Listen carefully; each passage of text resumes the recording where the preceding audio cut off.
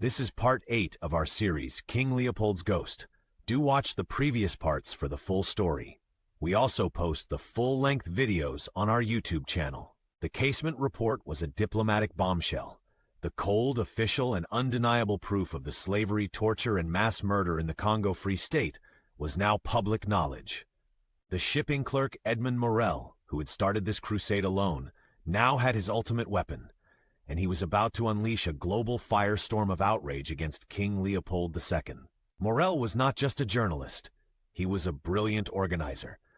He founded the Congo Reform Association, one of the world's first and most effective international human rights organizations. Its mission was simple: to expose the crimes in the Congo and force Leopold to give up his personal kingdom. Using the shocking details from the Casement Report, Morel launched a massive public awareness campaign. He wrote hundreds of articles and pamphlets. He organized rallies and public meetings across Britain and the United States, and he enlisted the help of the most famous people of his time.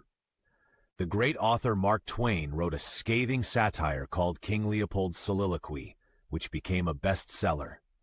Arthur Conan Doyle, the creator of Sherlock Holmes, wrote a powerful book called The Crime of the Congo. The campaign was a masterclass in public pressure.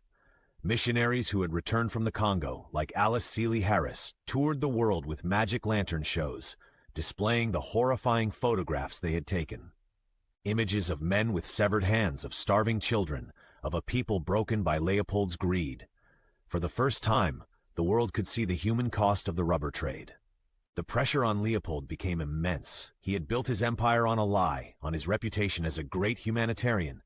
Now that reputation was in ruins. He was being exposed in newspapers and from church pulpits across the world as a monster, a slave driver, and a mass murderer.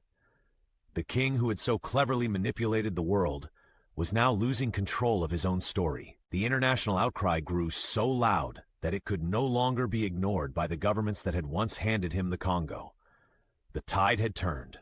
The heroic efforts of a few brave individuals had ignited a global movement, and King Leopold II, once one of the richest and most powerful men in the world, was finally being cornered.